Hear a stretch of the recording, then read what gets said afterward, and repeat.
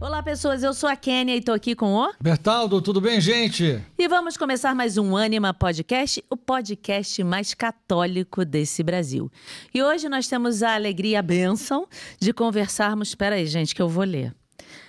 Ksiądz-biskup Sidłaf Stanisław Błaszczyk. Eu vou traduzir para vocês, para ficar mais fácil e muito mais tranquilo para nossa conversa, que é Dom Tiago Stanislau. Tudo Amém. bem, Dom Tiago? Louvado seja nosso Senhor Jesus Cristo. Para sempre seja louvado. Tudo bem? Falei tudo errado, né? Mas tudo bem, tentei. Tá chegando. Acho que ainda treinando alguns dias vai chegar a 100%, já tá 80%, então bem pertinho. Mas, gente, polonês é difícil. Não é fácil, não. É contrário como poloneses. Poloneses são pessoas fáceis, tranquilas e tudo mais. Nossa língua é que é contrária, né? Aí, é verdade. Aí é lá que tá difícil. Tem que ter alguma coisa complicada, já que o povo é muito legal. Isso mesmo, não, isso um povo mesmo. católico, bacana. O povo polonês isso mesmo. Acho que os poloneses são os mais católicos do mundo. O próximo disso. Tu dizes, como exatamente conhecemos essa frase, né? Eu não afirmaria isso, porque eu não tenho essa base. Ainda alguém diria, bispo falou, então deve ser uma lei, então uma verdade inquestionável. Que o Vaticano então, fez. Mas se você tem essas fontes, eu agradeço. Não é questão de fonte, é quase assim uma constatação. Sim, porque pelo menos, se não é o mais católico, é o que mais se diz católico.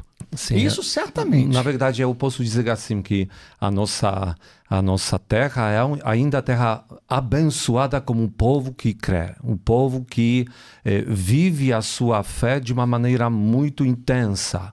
A fé para os poloneses, claro, isso está mudando, eu não tenho dúvida, afirmo isso com tristeza, mas a fé católica fazia parte da nossa mentalidade, da nossa característica como nação. Isso não era apenas uma escolha de uma religião. No passado, quando exatamente chegou a fé católica, ela foi abraçada de uma maneira tão profunda que as pessoas, de fato, começaram a viver a vida como a base nos valores que esta fé está nos apresentando. Então, não era uma coisa assim como uma opção a respeito de Deus que eu estou escolhendo. Gostei, me faz bem, vou ser católico então. Não nesse sentido. Sim. É uma coisa intrínseca, é como se fosse uma coisa ligada com mentalidade, modo de ser, modo de organizar as coisas. Por isso, quase como uma defesa da própria pátria. Ou seja, eu sou polonês, eu sou polonês. Na verdade, eu poderia dizer um pouco diferente, que desta característica, muitas das vezes, veio uma força para a nação polonesa, que enfrentou diversos problemas históricos, e mesmo assim ela conseguiu se manter, porque uma coisa que estava dando a força para esta nação era a fé católica. Por exemplo, a nossa Polônia, durante 150 anos, não existia nos mapas da Europa. No século XVIII, ela foi atacada por 3 potências, dividiram ela em 3 partes, onde usar o polonês era proibido. Os livros foram apreendidos.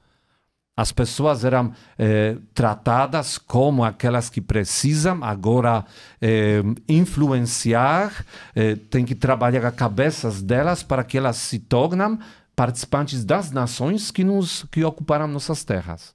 E mesmo assim, a Polônia permaneceu nos corações das pessoas. E não tem dúvida, tem muitos dados que confirmam que uma das partes que estava ajudando era a fé. Porque às vezes o único livro que as pessoas tinham em casa era a Bíblia. Escondiam a Bíblia e depois à noite abriam pai e lia para as crianças, para a família, e desta maneira estava mantendo a língua polonesa. Isso durante 150 anos. Durante 150 anos. Muita coisa. Ainda falando depois de vários períodos, o último, que era depois da Segunda Guerra Mundial, todo mundo achava que a Polônia realmente foi libertada. Infelizmente não. Ela, de uma opressão alemã nazista, passou para uma opressão russa comunista. E desde 1945 até, podemos dizer, 1989, a Polônia foi também trabalhada nesse sentido para que ela possa possa ser subjugada sob os interesses exatamente da União Soviética, né? Onde, claro, a fé católica era também apontada como uma parte que precisa ser destruída, porque se não destruir a fé no povo, vai ser complicado destruir o povo, destruir aquela mentalidade, aquela identidade do povo polonês. Ou seja, ela sobrevive ao campo de concentração nazista, ela sobrevive à opressão soviética a partir da fé. Com certeza, a fé faz parte muito importante da identidade de um polonês. E essa mesma Polônia que sofre tudo isso gera João Paulo II. Isso mesmo. Isso coisa mesmo. interessante, né? Sim, é um espetáculo. Como é que a gente Inclusive, quando a gente foi escrever o livro, né, toda a pesquisa, quando o Papa consegue ir para a Polônia com todo o comunismo, foi dali que a coisa começou a minar. Sim. Porque o povo começou com a ida do Papa João Paulo II, deu um aquecimento naquele povo, que aí começou a mexer com as bases, a coisa foi se espalhando até que ruiu o comunismo. Exatamente. É impressionante. Porque se nós vamos pensar sobre o conceito da liberdade, o que é liberdade? Claro, pode-se manipular essa palavra de várias maneiras. Alguém pode dizer que não, liberdade é cumprir aquilo que o Estado está dizendo para você, para o bem de todos. Pode ser assim, por exemplo, né? O comunismo é exatamente assim que trabalhava as cabeças das pessoas. Só que se alguém, além desta voz forte do Estado, escuta a voz de Deus através da palavra dele, ele descobre que a liberdade é uma coisa diferente. De fato, é um dom que está ligado diretamente com a identidade de cada pessoa, com aquilo que a pessoa é. Ou seja, se eu sou uma pessoa, eu posso livremente tratar da minha vida, do meu futuro, tomar minhas decisões. Ninguém pode me dizer o que eu tenho que fazer. Inclusive, até o próprio Deus respeita a nossa liberdade ao ponto que nós podemos dizer para Deus, não quero você na minha história. O próprio Deus que nos ensina isso. Ou seja, a pessoa que aprende este conceito da liberdade a partir da fé, a partir da revelação de Deus, é dificilmente dobrada para uma ideologia. Mas o senhor vê, por exemplo, uma diferença hoje entre a igreja, ou o que se acontece na igreja da Polônia e na igreja do Brasil? Mas no qual sentido? No sentido da fé. No sentido da força, no sentido das famílias, no sentido... Você está falando mais dos fiéis, né? Não, dos fiéis. Exato. Tanto, talvez até dos fiéis, por analogia de alguns pastores, não sei. Mas se há uma diferença disso, quer dizer, o Brasil também não passou dificuldades como passou a Polônia, né? Ainda. Né? Pode ser que um dia passe. Mas sempre se disse a nação mais católica do mundo, a maior nação católica do mundo, em que hoje a gente percebe que não é bem assim. Ela não é bem assim, não é a mais católica do mundo, nem a maior nação católica do mundo. Pode ser talvez em número, mas não nesse tipo de cristandade que o senhor está definindo como há na Polônia. Sim. Ou como durante muito tempo houve na Polônia, a ponto de transformar, né, e não se subjugar. Sim. O senhor viu uma diferença nisso? Sim. Eu poderia apontar um detalhe que eu acho que faz toda a diferença. Na Polônia, oficialmente, a fé católica começa no século X. Talvez já no século VII, algumas terras polonesas foram cristianizadas. Então, temos uma diferença ainda na história da fé nessa terra. O Brasil tem tempo muito menor. Aliás, já tem 500 anos, mas em comparação é muito menor. O que quero dizer? A história, o tempo faz também eu penso a fé amadurecer. Por isso eu penso que agora o Brasil está num período do amadurecimento da fé. Se tantas vezes se falava Brasil, o país com maior número de católicos, eu não questionaria isso, mas eu apontaria que talvez se tratava de país onde maior número de pessoas foram batizadas na Igreja Católica. Sim, sem dúvida. Mas não que viviam, de fato, a fé católica, isso, até por muitas dificuldades. Não estou falando de falta de vontade ou interesse. Até problemas técnicos, tipo ter acesso a um sacerdote, um número de paróquias, igrejas suficiente para dar atenção a todas as pessoas. Ou então a presença da igreja e com isso a possibilidade das práticas religiosas, né, à disposição do povo com certa facilidade, né? Que na Polônia já tem. Já tem. Por ser, por exemplo, uma terra muito menor, eu né? me lembro de quem foi um sacerdote que disse que algum sacerdote da Polônia que teve aqui, ele dizia, olha, um padre hoje que é ordenado na Polônia possivelmente nunca será bispo, porque há tantos padres que ao longo da sua caminhada toda não vai dar tempo para que ele seja um bispo. Não que todos tenham que ser bispos, estou dizendo só para dizer que tem tantos, não é? Talvez disso, desses anos e anos e anos anteriores do Brasil, né? Sim. O número, né? Se vamos olhar aqui o Rio de Janeiro, né? Temos aqui mais ou menos 3 milhões de católicos, talvez poderia se dizer, né? Talvez pouco menos, talvez pouco mais, não sei, eu penso assim. Né? Para este número, nós temos uns 600 padres. Para 3 milhões. Para 3 milhões, né? Nossa diocese da Cracóvia, eu estou dando uns exemplos, né? Ela não chega a ser metade dessa população.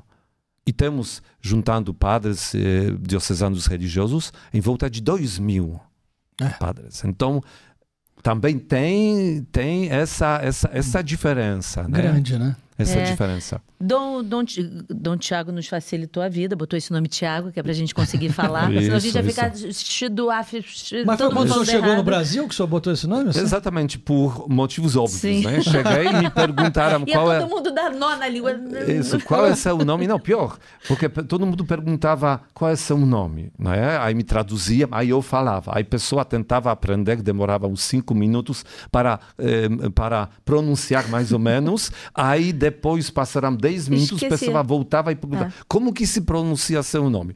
No dia seguinte já não lembrava. Aí eu entrei em desespero, eu pensei, não vai dar certo aqui, não vai dar certo com o meu nome. Aí eu exatamente fui incentivado pelos colegas para procurar algum nome e eu escolhi um nome Tiago. Por quê? Porque no dia quando eu cheguei para o Brasil, no calendário da Polônia, né, se fazia memória de bem-aventurado Tiago, bispo da Polônia. Então eu pensei, se foi no dia deste beato que eu cheguei para o Brasil, vou então assumir o nome, né, Jakub, na Polônia, que se traduz aqui Tiago. Então pensei, pronto, facilitou a vida nova todo mundo. Vida, novo nome, tá tudo certinho. Mas nos seus documentos não, né? Continua o nome polonês. Não depende, porque até eu uso tanto o nome Tiago, e até às vezes quando a pessoa insiste, qual é o seu sobrenome? Mas nas situações assim banais, aí eu falo da Silva.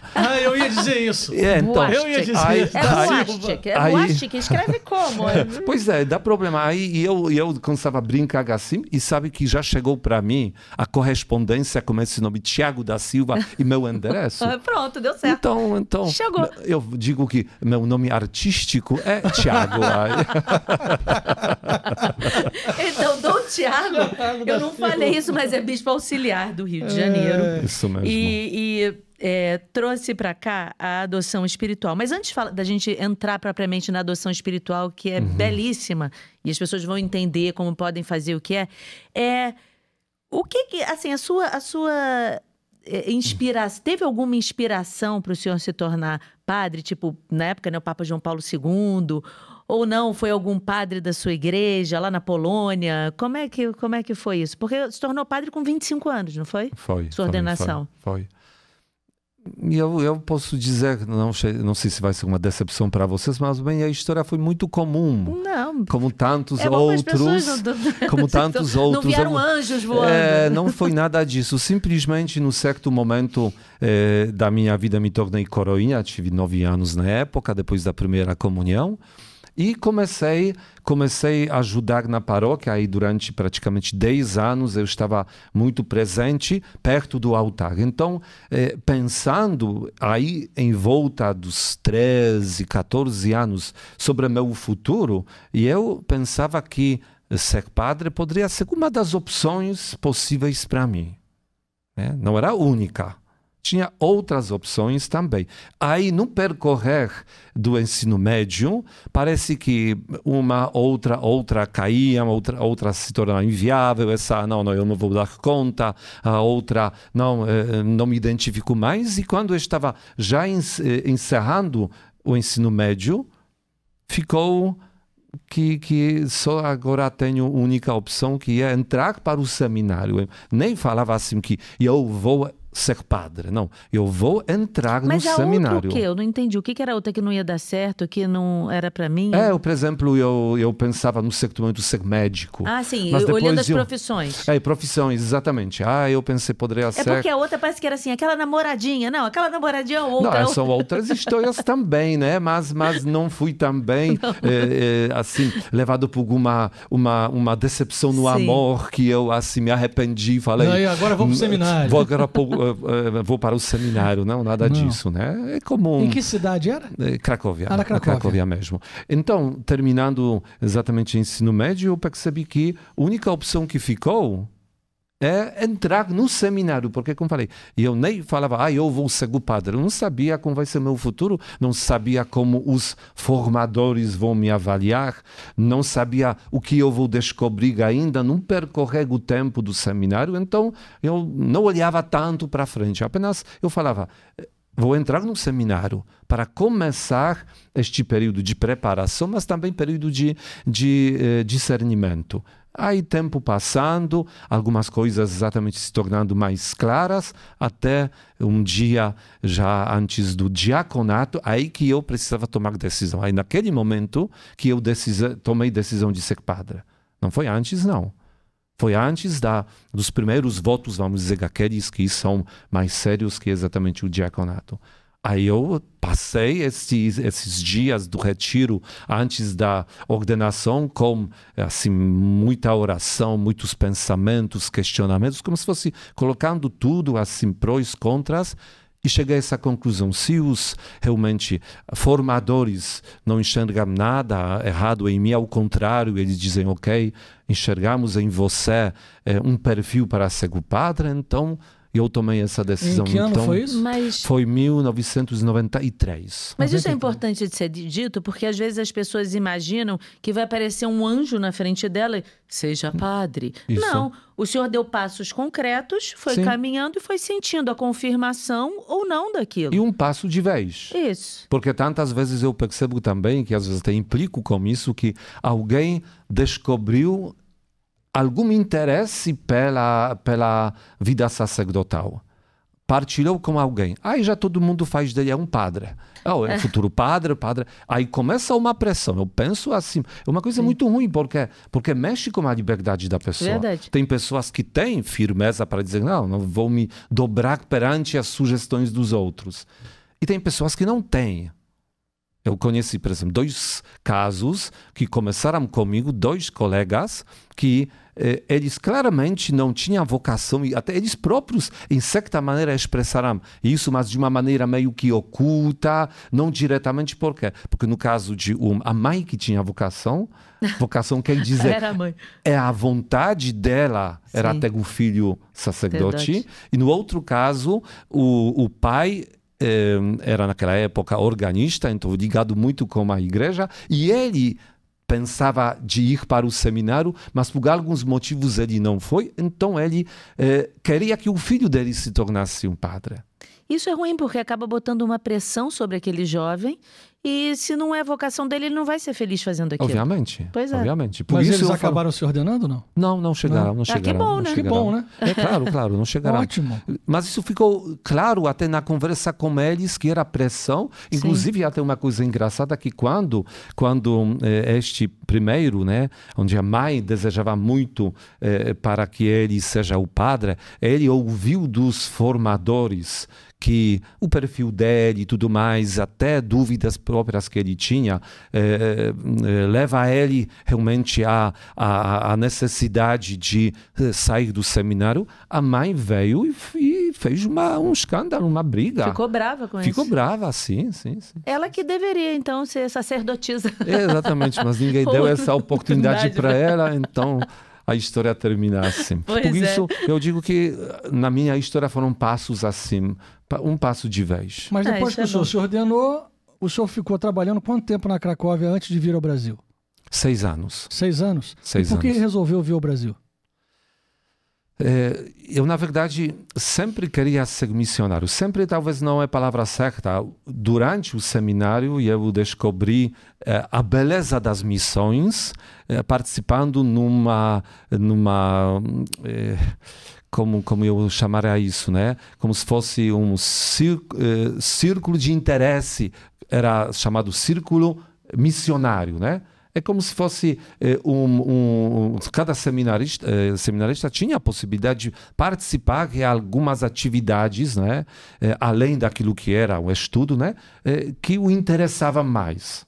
E exatamente uma coisa que me chamou a atenção e eu participar nos encontros era exatamente o tema das missões.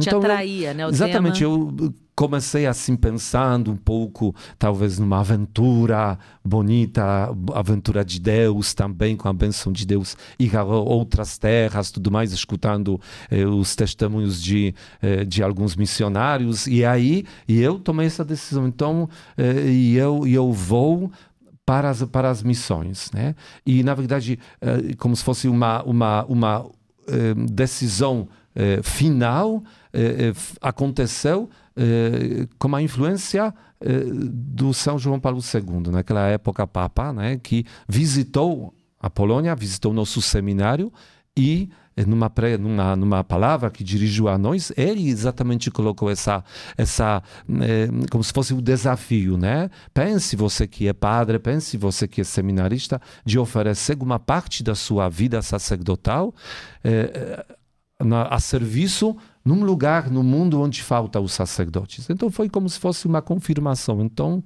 eu vou, né? E na época eu pensava de ir para a Tanzânia.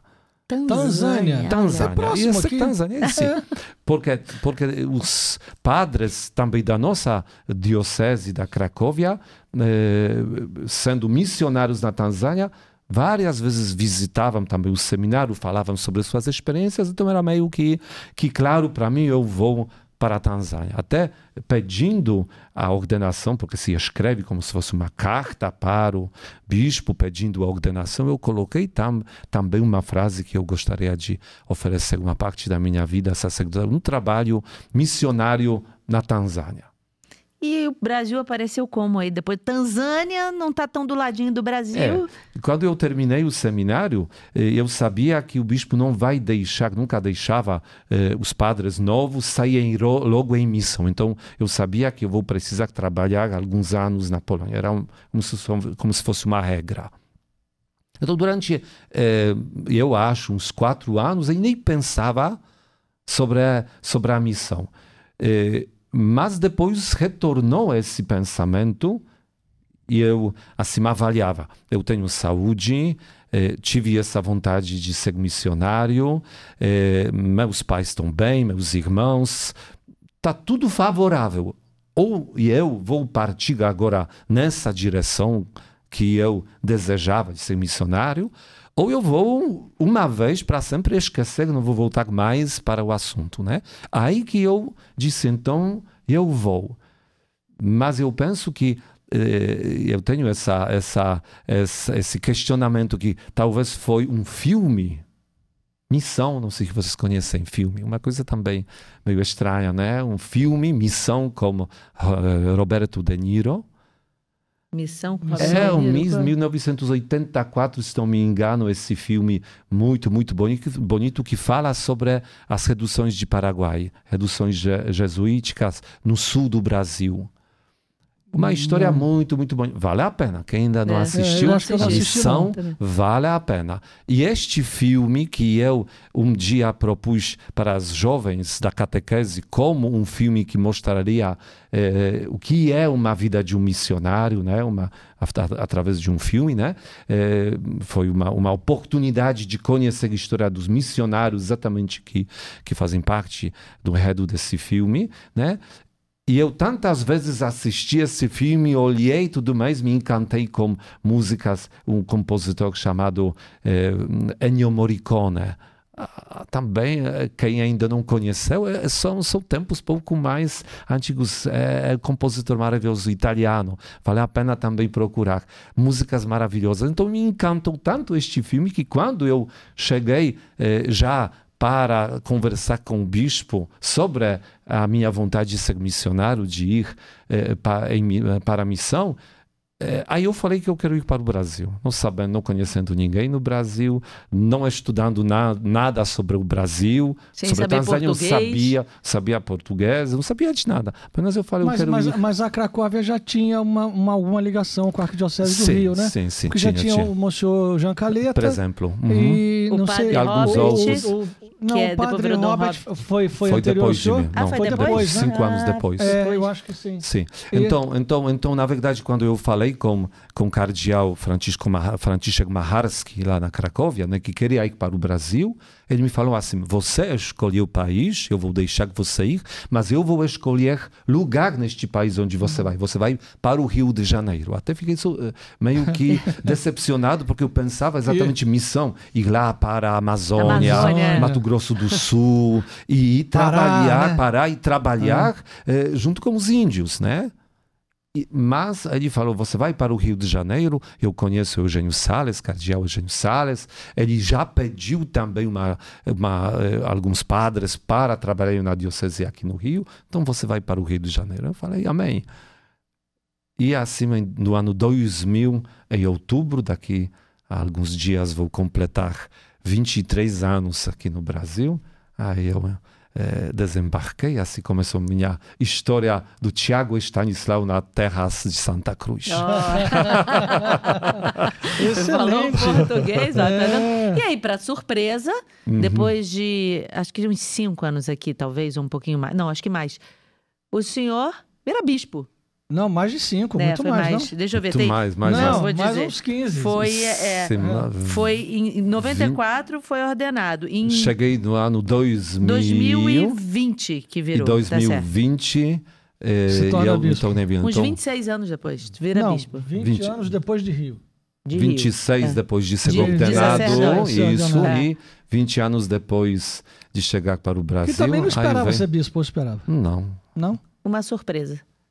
A vida toda eu fui padre de paróquia, pároco, trabalhando em Bangu, 12 anos, depois no Recreio aqui, São Pedro do Mar, 7 anos. Então, minha vida toda era a comunidade, era essa convivência com o povo, a pastoral, tudo mais, desafios, obras e todas essas coisas. Então, para mim foi surpresa, sim. Não, e a surpresa também, quer dizer, não é muita surpresa, mas foram 2 poloneses eleitos bispos, um perto do outro, né? Foi. Porque o padre Robert, É. que virou Dom Robert... Foi o ano depois, né? Então- Foi do ano 2020, ele foi 2021.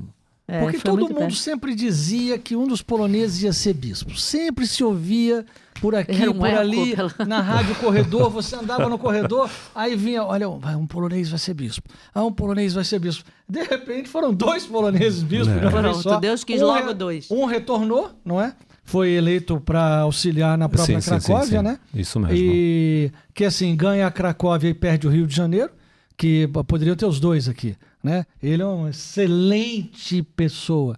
Dom Robert, ele é muito assim, legal mesmo. é de uma generosidade, ele é um ele é homem muito amável, bom. sempre tem palavras assim encorajadoras. A gente gosta imensamente dele também.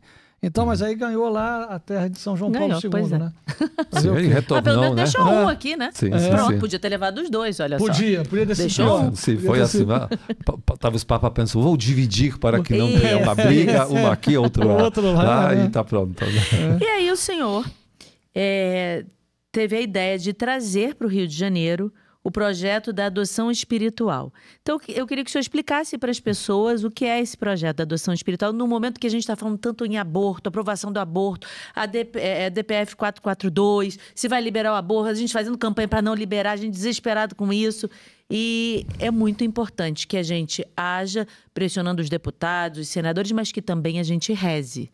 Né? E a adoção espiritual vem justamente nesse momento. Quer dizer, já existe, vai fazer 3 anos. Sim, vamos completar agora no dia 7/8, porque foi à noite, dia 7, que nós anunciamos exatamente o início da adoção espiritual. Dia 8, aí celebramos Santa Missa, já dando início deste trabalho, né? Vamos completar, então, 3 anos. E aí, para o senhor explicar para as pessoas o que significa adoção espiritual, o que é, para as pessoas entenderem esse projeto. E onde ele surgiu? Eu conheci esse projeto na Polônia. Quando jovem, eu também já praticava a adoção espiritual, podemos dizer assim, né? Essa ideia chegou nos anos 80 da Inglaterra. Alguns jovens estudantes, junto com o professor, visitavam a Inglaterra e encontraram um folhetinho que convidava as pessoas a rezarem na intenção das crianças concebidas ameaçadas pelo aborto. Provavelmente foi uma iniciativa do Exército Azul de Nossa Senhora. Tinha um movimento assim em Portugal, que promovia culto a Nossa Senhora e também, em certa maneira, convidava as pessoas a ações concretas, conforme, claro, a vontade do próprio Deus, e que possam também trazer a resposta ao mal que existe no mundo, né? A Nossa Senhora convidava as pessoas à conversão, né? Então, se existia o aborto no mundo, essa oração ia como se fosse ao encontro desta situação, convidando as pessoas exatamente a orarem na intenção das crianças ameaçadas pelo aborto. E assim chegou essa ideia para a Polônia. Quando jovem, eu já comecei a ser pai espiritual. E quando no Brasil... Quando eu cheguei no Brasil, eu também propus a adoção espiritual na minha primeira paróquia, São Judas Tadeu de Bangu. E até hoje as pessoas lembram e até me mostram carteirinhas que eu na época preparei, que estão assim ainda continuando com a adoção espiritual. E exatamente no ano 2020, aconteceu, acho que foi em setembro, aquele caso, talvez vocês lembram, né, de uma criança, 10 ou 11 anos, não recordo mais, que foi violentada pelo seu tio. Sim. Ela engravidou. Sim.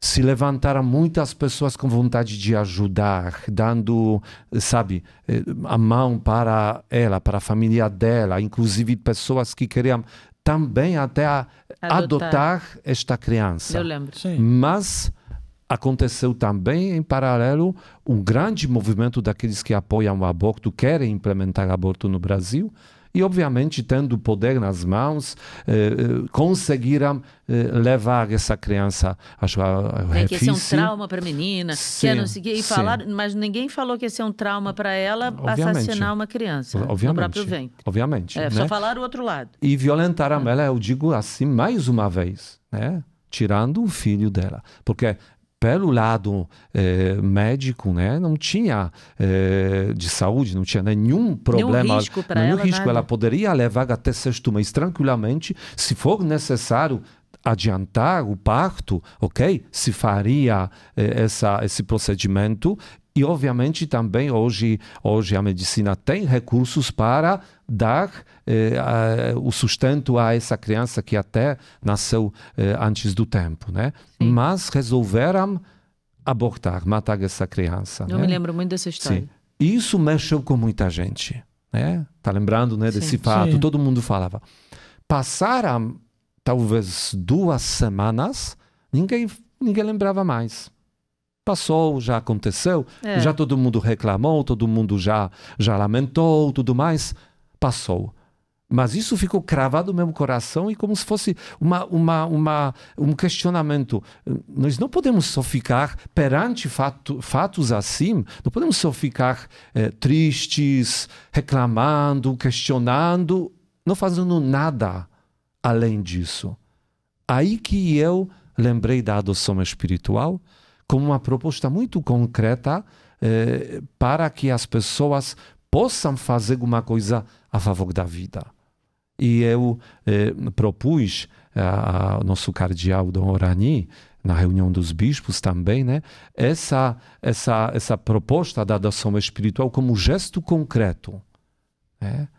Gesto concreto no final da Semana da Vida. Como agora estamos na Semana da Vida, então eu propus, por que nossa diocese não poderia abraçar essa proposta como gesto concreto no final da Semana da Vida? E assim que começamos a divulgar a adoção espiritual. Muito bom, porque isso sai dessa lamentação, ok, eu lamento, estou triste por essa criança, pelo bebê, pela menina, por tudo, mas e aí? Aí o senhor propõe algo realmente concreto, que é a oração que vai atingir, isso, né, esses... para que as pessoas entendam, a gente reza por uma mulher que está grávida, que a gente não sabe quem é, né? A gente vai rezar, a gente vai adotar uma criança que a gente não sabe, o céu é que vai escolher. E a gente vai rezar por aquele bebê, o céu sabe, né? Nossa Senhora lá sabe, aquele bebê tem risco da mãe abortar. Então, as nossas orações vão ser direcionadas para aquele bebê, para que não seja abortado, né? Para que isso seja mesmo. Suprido com o amor de Deus. Com as nossas orações, não é isso? Na Durante verdade, 9 meses. Isso mesmo. Proposta é a oração. Oração como uma atitude concreta. Muito Porque bom. muitas das vezes se pensa assim, eu fiz isso, aquilo, tentei ajudar, já não consigo fazer nada, agora sobrou só rezar, como se fosse, eu não nada. posso fazer nada, então pouco mais do que nada fazer a oração. É verdade. Quando, na verdade, a gente deveria pensar o contrário. A nossa primeira atitude deveria ser a oração. Mas é preciso serve, crer. Isso que o senhor está falando é muito importante para as pessoas que assistem o nosso podcast. Isso serve para tudo. Obviamente. As pessoas falam para a gente, eu estou com o meu casamento em crise, vou procurar o quê? Vai procurar ajuda, vai não sei o quê. Mas antes, reza. Meu filho está com problema, eu vou levar ele para fazer não sei o quê, eu vou levar no tratamento, mas antes reza. Isso serve para tudo. Antes, começa a rezar, porque já vai mexer com todo o resto. Exatamente, porque nós entendemos que quem é dono de tudo, vamos dizer assim, quem está determinando a história nossa, de toda a humanidade, é o próprio Deus, né? E ele consegue, obviamente, por ser Deus, até contornar todos os ataques do mal contra o ser humano. E ele exatamente faz isso. O mal nos ataca o tempo todo. Quando nós enfrentamos essas experiências com a presença de Deus na nossa vida, porque nós o procuramos, ele está sempre perto de nós, mas não é suficiente. Nós precisamos abrir o nosso coração. É como se fosse, nosso coração tem maçaneta só por dentro. Deus pode vir, bater, mas nós temos que abrir a nossa porta.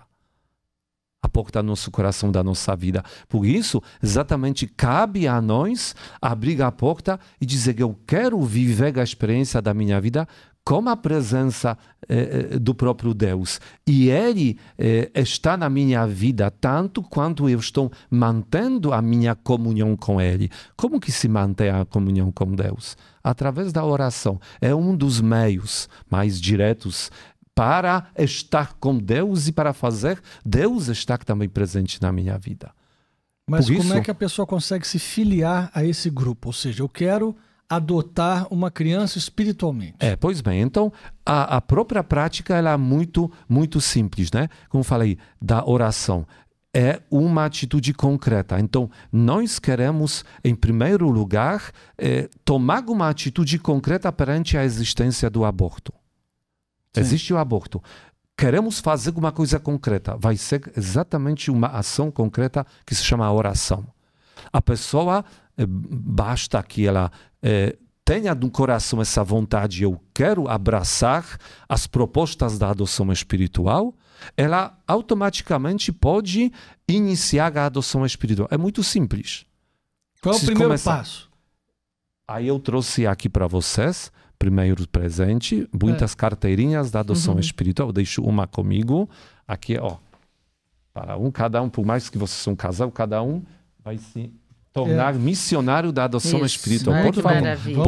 Por favor. Bem, nós já fizemos, diga-se de passagem. Graças a Deus. E nós, quando o senhor lançou aqui na Capela das Aparições... É bonitinho. E o mais interessante que eu senti foi que você cria uma relação com uma criança que está na barriga da mãe. Sim, sim. É impressionante. Isso mesmo. Você faz durante 9 meses, reza por ela todos os dias e parece até mesmo que no dia em que ao longo do dia você esquece, alguém te lembra. É um negócio impressionante. E você vai criando um vínculo. E quando faz 9 meses, é tipo assim, olha, nasceu, vou adotar outro. Sim. Não, porque aqui aí entra uma explicação dessa própria adoção espiritual. Eu falei, é oração, sim. Mas eu digo que tem que ser um pouco mais. Tem que ser a vontade de dar meu amor a esta criança através da minha oração. A minha oração se torna veículo. E eu, perante Deus, me encontrando na oração, e eu digo, Senhor, é meu amor, meu carinho, meu acolhimento a esta criança que não experimenta amor, que não experimenta carinho, que não está sendo acolhida. Por quê? Porque os pais, por enquanto, estão perdidos. Exatamente como o surgimento desta criança. Então, ela, para que não fique pegando para si esta situação, e nós sabemos, tem algumas correntes de psicologia que dizem que nos primeiros 3 meses depois da concepção surgem mais ou menos 80% dos nossos traumas. Então nós estamos indo ao encontro desta criança com nosso amor, dizendo seja bem-vinda, se sinta amada, nós te amamos e nós vamos rezar por você, pela sua mãe, pela sua família, para que eles possam te acolher. Mas agora eu vou ser sua mãe, eu vou ser seu pai. Sabe o que eu imaginava quando eu fazia? Eu rezando, eu também fiz a adoção espiritual, eu imaginava que no momento que eu estava rezando, aquela criança estava sendo alimentada. Mas alimentada de amor. Sim. Era o que eu imaginava. Sim. Então eu falava assim, aí eu ficava, hoje eu ainda não alimentei esse bebê, eu tenho que rezar para essa criança receber muito amor, para ela ter muita força ali dentro e para esse amor inundar essa mulher não ir fazer esse aborto. Eu imaginava isso. Mas é isso mesmo, nós precisamos entender que naquele momento nós somos convidados a gerar laços concretos, laços espirituais.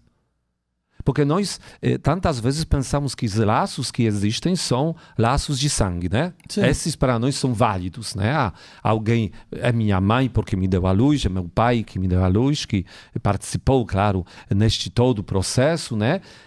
E os outros? E a mãe ou o pai adotivos não são meus pais. Não me darão vida. Sim. Mas não são meus pais. Será que toda a maternidade se resume a transmitir fisicamente apenas a vida? Não, os laços, por exemplo, eu não tenho o sangue do Bertaldo nem o Bertaldo meu, mas a gente tem um laço no matrimônio. Exatamente. E com o próprio Deus, o que nós temos fisicamente com ele? Ele é espírito. Não temos nada. Sim. Mas é nosso pai. E o pai é origem e fonte de toda a paternidade. Não é que nosso pai é exemplo, nosso pai natural é exemplo de pai que eu depois transfiro para Deus, pensando, não, Deus é como meu pai. Não, ao contrário. O meu pai, ou eu sendo pai, eu devo me espelhar em Deus para eu ser pai como Deus é. E, de novo, entre nós e o próprio Deus, não tem laços de sangue. São os laços espirituais. Agora, estamos aqui também, dando outro exemplo. Nossa Senhora. Que laços de sangue nós temos com ela? Não temos. Não temos. E aí, vai dizer por isso que ela não é nossa mãe? Não, é a nossa mãe. E para valer. E para valer. Tem o laço de sangue dado na cruz por Cristo. Sim. Dizendo, envolve o sangue, podemos dizer que se vamos dizendo, aqui, com certeza, desta maneira. Mas os laços que nos sustentam e são suficientes para nos sentirmos amados por ela e para dar para ela nosso amor, e não temos dúvida que não falta nada, por mais que falte laços de sangue. Sim. Não, mas a relação com essa criança é verdadeira. Eu posso dizer que eu bonito. já experimentei uma relação ao longo de uma gestação inteira com uma criança, que eu não sei nem onde ela está no planeta Terra, mas ela está em algum canto. Sim. Isso é real, porque você vai rezando todos os dias e se reza no terço, né? Um mistério do terço. Isso que eu queria que o senhor explicasse. Exatamente. Então vamos agora para essa explicação, né? Porque esses detalhes eu acho que são importantes também a gente destacar, né? Porque senão a pessoa não sabe o que faz. Sim, não, mas na verdade o que faz, como faz também, até como faz, né? Porque alguém pode dizer, não, friamente eu vou, porque me comprometi, vou fazer. Vamos lá. Pai Nosso, Ave Maria, cumpri, tá bom. Tchau, tchau, já fiz minha parte. Não. A questão é o amor. A questão é dar meu amor, né? Desculpa, ainda antes de explicar, eu vou ainda lembrar, nós comemoramos dia 1º de outubro, Santa Teresinha de Lisieux, né?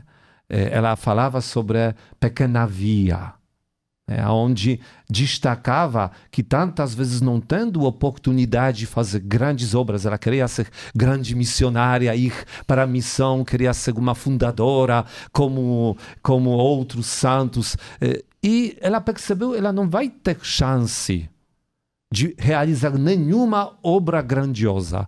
Então ela focou em que aquilo que estava ao alcance dela, só que como um detalhe, eu vou fazer isso com todo o amor.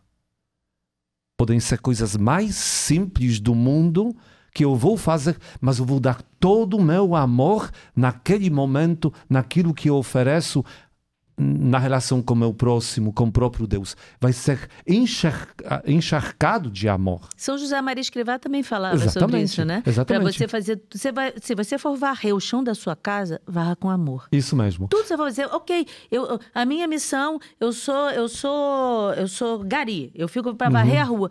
Varra com amor. Isso mesmo. Tudo que você fizer com amor vai sair muito bem feito e vai frutificar. Mas esse amor, eu acho que ele ainda vai fazer uma outra coisa. Não sei se lá estou certo, mas eu acho que a força desse amor mandado para essa criança pode ser algo que vá barrar a intenção daquela mãe de fazer um aborto. Sim. Sim. Não, na verdade, nós entregamos toda esta situação ao próprio Deus, como se fosse fazendo ou justificando uma ação até extraordinária do próprio Deus na história dessa criança, na história da mãe e da família. Por quê? Porque na adoção espiritual, aí exatamente partindo aqui já para o nosso compromisso diário, né? Nós fazemos uma breve oração, né? Nesta oração, nós, claro, pensamos e rezamos e transmitimos nosso amor a uma criança ameaçada pelo aborto. Mas também nós rezamos na intenção da mãe dela. Sim, nós viramos grandes intercessores daquela vida e o que está girando em volta daquela vida, que é a mãe, o pai, a família. E a família toda. Isso. Por quê? Porque nós entendemos que é conjunto de pessoas envolvidas nesta situação. Porque às vezes até a mãe não quer abortar, mas o pai dela, nem o pai da criança, o pai e a mãe dela pressionam para isso. Sim, às vezes tem isso, às vezes marido, ou até às vezes surge uma gravidez por causa de uma violência. Sim, também. Também isso pode acontecer, mas nós não podemos punir aquela pessoa que está inocente no meio de tudo isso, que é própria criança, né, com pena de morte. Só porque ela surgiu aqui neste mundo, né? Eu escuto muitas pessoas falarem assim, eu sou contra o aborto. As pessoas falam isso, eu sou contra o aborto. Mas em caso de estupro, aí eu falo assim, mas gente, ok, o estupro, o estuprador tem que ser punido, tem que ser preso, tem tudo. Mas a criança não pode ser punida. Ali já existe uma vida. Sim, sim. Né? Então, assim, Sim. mas é um trauma para a mãe. É um trauma para ela Sim, tirar sim. também. É muito pior. Mas sabe o que? Muitas das vezes as pessoas, na sua imaginação, começam a pensar sobre essas coisas como se fosse o que eu faria no lugar dessa pessoa. Talvez não escutando a própria pessoa o que ela está precisando. Sim. Porque eu tenho certeza, isso já foi provado pelas pesquisas, que grande maioria das pessoas, das mulheres que cometeram aborto, elas falavam, se alguém estendesse a mão para mim, eu não faria nunca isso. Se alguém me desse força, se alguém me desse apoio, eu nunca faria isso. Então, na verdade, a pessoa, ela não quer aborto, ela quer um apoio. Se alguém chega e começa a dizer, não, você pode tirar, você tem todo o direito e tudo mais, até que essa pessoa vai fazer isso, não tendo ou não enxergando naquele momento uma outra opção. A gente gravou um podcast aqui com a Zezé Luz, que ela faz um trabalho belíssimo, Sim. que ela vai, se ligarem para ela e falar assim, tem uma criança em Mato Grosso do Sul, uma mulher querendo abortar um bebê, ela se despenca para lá, fica na hora, bate na porta da pessoa, ela contou isso tudo aqui e fala, e fica lá esperando conversa, olha, a gente te apoia, exatamente fazendo isso, estendendo a mão e dando esse apoio para essa pessoa. Porque essa pessoa precisa isso. Desculpa, só terminando, porque eu inclusive lembro alguns casos das pessoas das mulheres que foram estupradas, mas que depois tomaram a decisão de não abortar o seu filho e depois enxergaram uma grande bênção de Deus, por mais que deste meio tão complicado. Uma das nossas colaboradoras contou a história da sobrinha dela, que era a favor muito exatamente de aborto e tudo mais, que fazendo um trabalho social encontrou uma mulher não me lembro qual era o problema físico dela, mas um problema no nível que ela não poderia sozinha tomar conta de si mesma, né? Que ela precisava de apoio de alguém, né? Para as coisas básicas no dia a dia. E ela, tempos atrás, né? Sendo também, naquela época deficiência, foi estuprada por alguém. Nossa. Todo mundo falou naquele momento, não, tem que abortar, tudo mais, como vai ser, tudo mais. E ela falou, não vou fazer isso, não vou fazer, não permitiu. Anos depois, e ela contou isso para esta jovem, né? Anos depois, a minha família, um por um, estava morrendo. Hoje, a única pessoa que toma conta de mim é a minha filha, fruto deste estupro. Olha isso. Uma história concreta que mostra que nós não podemos pensar com nossa maneira limitada sobre o futuro daquela criança que veio a este mundo até dessa maneira inesperada, nessa maneira até traumática. Mas ela veio trazendo todos os dons de Deus, porque Deus não vai dar menos dons para ela, menos talento, só porque ela é fruto de um estupro. Claro As pessoas no seu devaneio acham assim, que uma criança ela tem realmente que ser concebida de um momento de amor entre o homem e a mulher e tudo mais. Mas aquilo foi uma violência, ou seja, aquela criança como se fosse uma aberração. E não é isso. Outro dia eu estava conversando com um homem que ele falou, a minha irmã adotou uma criança que foi fruto de um estupro. E ela adotou. Um menino ótimo, vai fazendo agora concurso para juiz. Eu falei, mas gerou algum problema na família? Ele nunca deu problema nenhum. Ele sempre soube que foi adotado, tudo tranquilo. É um rapaz ótimo, a família é super feliz com eles, não tem problema algum. Então, existe um pensamento meio... Claro. Por isso nós estamos aqui exatamente vendo desta ótica, né, que cada vida que surge neste mundo é dom de Deus, não cabe a nós determinar quem pode ou não viver. Só porque, sabe, as circunstâncias não são favoráveis. Nós não temos esse direito. Né? Sim, e tem outro problema também, Dom Tiago, que teve até uma atriz, Clara Castanho, uma coisa assim, esqueci o nome dela, que ela sofreu um abuso e ela não sabia que estava grávida. E aí passou um tempo, quando ela foi para o hospital, já estava perto de ter o bebê e acho que ela podia ter, não sei se ela podia ter tirado um pouco antes, poder não pode, né? Mas enfim, que podia ter provocado um aborto, ela foi e deu a criança para adoção. O que ela recebeu de crítica em relação a isso, porque vazou a história dela, e o que ela recebeu de crítica, eu acho que ela descobriu a gestação já estava avançada, e ela falou assim, ué, o que as pessoas têm a ver com isso? Porque as pessoas acham o seguinte, você não vai ficar com essa criança, então você mata, porque aí pelo menos depois você não vai ficar a vida inteira pensando, onde está essa criança? Será que é aquele menino? Quer dizer, volto a dizer, é o fruto do egoísmo, é melhor você matar para você não ter esse pensamento. Isso é muito louco. Ela não deu conta de ficar com a criança, né? Claro, mas eu convido todas essas pessoas a um dia tirarem, sei lá, 20 minutos e pesquisarem na internet sobre consequências do aborto na vida de uma mulher. Não porque lá o padre escreveu um texto. Não estou falando isso. Procurando o que tem, inclusive, alguns psicológico, físico, né?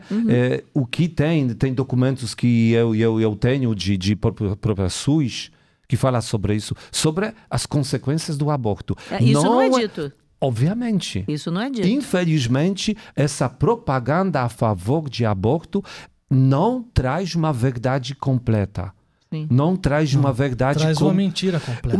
Exatamente. Ela apenas seduz para uma opção que é opção com alguns argumentos a favor, escondendo qual é o lado negativo desta toda a história. E ainda pensando um detalhe, quantas famílias gostariam de ter um filho e não podem ter o filho? E estão numa imensa fila esperando às vezes meses, anos, para poder adotar. E, por outro lado, como se fosse ao lado deles, as crianças estão sendo assassinadas. Olha, eu falei aqui no outro podcast, e vou repetir. Eu tenho uma tese de que eu vou mudar a minha tese. Algumas pessoas me convenceram. O estuprador tem que ser penalizado sempre, pelo estupro e pelo homicídio. Então, aí a minha primeira tese era, olha, então ele cometeu estupro e a criança viveu, então ele paga só pelo estupro, não paga pelo homicídio. Se a criança foi morta, ele paga pelo homicídio. A minha tese agora mudou. Se ele estuprou, ele vai pagar pelo estupro e pelo possível homicídio, se teve ou se não teve.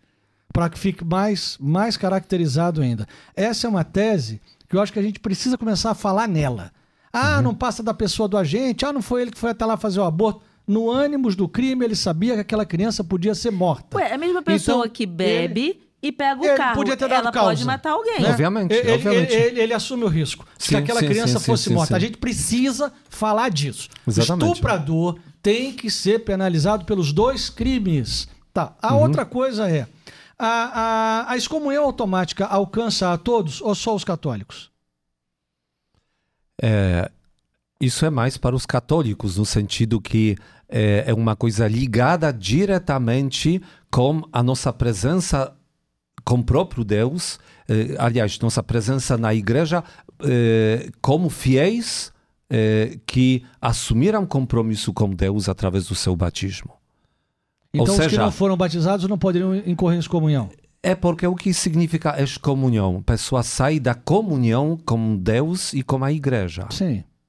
Okay? Se alguém não vive em comunhão com Deus e com a igreja, ele já está fora. Já está fora. Ele já está vivendo excomungado. Excomunhão, ok. Porque, mas quando se decreta é um pouco pior, né? Sim. Não, mas eu acho que hoje em dia esse tipo de conceito ele precisaria ser muito bem explicado para que pessoas que não são católicas possam entender de que se trata, né? Não, a questão aí, nesse caso, na minha pergunta, não é nem que elas entendam. É que se cometa um ato, se aquilo então, já... Assim, por exemplo, já consegue lhes alcançar. Um exemplo concreto. Meu nome é Tereza, eu sou aqui, estou julgando o caso e me digo a favor do aborto. Mas eu fui batizada, fiz a primeira comunhão e de vez em quando eu vou à igreja. Sobre esse tem pena. Então, nesse caso, né? De vez em quando eu vou... se tem uma missa de sétimo dia, se tem um casamento, se tá alguma coisa, de vez em quando, uma vez que outra, apareço lá. Nesse caso, eu, Tereza, que fui favorável a esse aborto, assim, e dei o meu voto lá, eu automaticamente estou excomungada? Sim. E Resposta se a pessoa simples. vai e comunga excomungada? Como é que... A pessoa não sabe. Mas assim, essa excomunhão automática, ela não dificulta, digamos assim, entre aspas. Eu sei que já atingiu o objetivo, mas não se dificulta não ter um decreto que diga isso, olha, você, fulano de tal, enquanto não se arrepender e isso não aconteceu, não voltar para trás, o que você fez, você continua em excomunhão e todos os sacerdotes estão proibidos de lhe dar a comunhão. Porque o que acontece? Esse tipo de prática, ela é muito complicada até se pensar exatamente um procedimento assim, até para colocar em prática. Ou seja, realizar alguma coisa assim, né? Porque quem vai primeiro saber? Começamos com públicos. Isso. Ok. E aqueles que não são públicos? Não, os que não são públicos também, mas os que são públicos. Começa, porque o que eu penso, e eu acredito que nós temos que olhar este cânon do direito canônico, que fala a respeito do aborto, de outra maneira. A igreja mostra a gravidade desse ato, né, de aborto. O que ele faz conosco. Se nós realizamos isso, porque envolve diretamente a nós, ou envolve indiretamente, eu estou apoiando, eu estou dando essa ideia, eu estou facilitando. Então a igreja quer nos dizer, olha o que você está realizando e que este fato vai fazer na tua ligação com a igreja e com o próprio Deus. Como a igreja, se está fora da igreja, todos os benefícios que todos os dias nós recebemos por sermos da igreja, as santas missas, em cada santa missa todos os membros da igreja são beneficiados. Não vão chegar para a pessoa que está fora da comunhão da igreja. Né? E assim se por a diante. Pessoa tá... Então, falando claramente, a gente tem a ministra... Não sei o credo dela. A ministra Rosa Weber. Eu não sei se ela é católica, não sei mesmo. Mas se ela for católica, no caso, por ela ter declarado o seu voto a favor do aborto na DPF 442, ela está em excomunhão. Não é isso? Se fosse, sim. Automaticamente. Se ela for católica. Sim. E o que acontece? Assim, não, por se ela exemplo, for católica ou se ela for batizada? Se ela for batizada. Se ela for batizada. E se ela for para uma Mas igreja? porque é uma lei da igreja, então vamos aqui restringir. Se trata de católica. Então, isso. Não é que seja católica. Batizada. Que se for batizado. Porque você pode ser batizado e foi-se embora. Isso. Ninguém mais sabe de você. Aí você foi lá, sei lá para o quê, mas você continua com uma ligação, um vínculo espiritual, porque você é batizado. Entendi. Mas e aí, se ela vai numa igreja e comunga? Comungou. Somos livres. Sim, mas aí não... Ou seja, não tem efeito algum em cima dela? Não, o efeito não é agora. Não, imaginamos o que pode ser... Claro, é muito complicado até entrar em alguns detalhes, o que pode acontecer, o que está acontecendo, né? Porque sempre se trata da relação, já naquele momento, entre próprio Deus e a pessoa. Entendi. E nós não conhecemos histórico, toda essa situação e tudo mais. Então, é muito complicado a gente começar a julgar casos assim. Entendi. Entendeu? Por isso, eu acho que não vai levar essa nossa conversa a nenhum objetivo positivo se a gente tentar exatamente pensar como que essas pessoas são, não são, tudo mais. Eu acho que não é este caminho. E eu retorno àquilo que eu falei. Que fique claro para nós como a igreja vê essa questão e como que este ato é capaz de nos prejudicar também espiritualmente na relação com Deus e na nossa relação com a própria igreja. Mas o fato concreto é que se há uma cooperação formal com o mal, e aqui nós estamos falando abertamente de alguém que cooperou com um aborto, ou fez ou cooperou, essa pessoa, uma vez batizada, está em excomunhão até que peça católica, perdão, ou que volte, ou que o bispo lhe dê uma absolvição. Isso mesmo. E isso é um fato concreto. Isso porque isso fala exatamente direito canônico. Okay. Então tá certo. Então agora o que a gente pode fazer né? Para que isso não aconteça. Para que isso então, não aconteça. vamos aqui para a nossa carteirinha, né? Sim. Depois de repente, vou mostrar talvez os links, né? Isso. Onde as pessoas Claro. vão poder A gente encontrar. pode botar depois no podcast, a gente escreve, Isso. a gente escreve o link. Perfeito.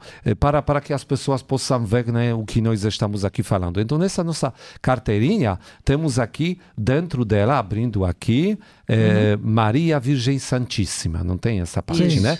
Essa é a oração que fazemos uma vez, iniciando a adoção espiritual. Eu já tomei decisão. Eu quero, a partir de hoje, abraçar o compromisso com esta criança.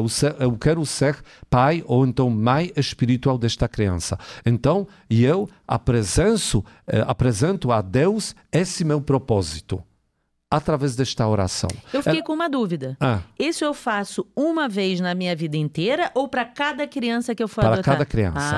Cada criança. Então, porque aqui nós falamos Maria Virgem Santíssima, Mãe de Deus e de todos os anjos e santos, aí cada um diga O seu nome, guiado pelo desejo de colaborar na defesa dos nascituros, hoje, dia, aí pessoa, exatamente naquele dia, anota aqui na carteirinha, ou foi esse dia que eu comecei a adoção espiritual, né? Decido com firmeza adotar espiritualmente uma criança cujo nome é conhecido apenas por Deus e prometo durante 9 meses, a cada dia, rezar em defesa da sua vida para que no futuro possa se tornar uma pessoa digna e honesta. Amém. Essa oração poderia ser feita, e é isso que eu indico, né, numa festa, solenidade mariana, por ter essa ligação com a própria mensagem de Nossa Senhora, para que nós busquemos também a penitência, a oração, e porque também aqui, nesse compromisso diário, nós rezamos uma dezena de terço.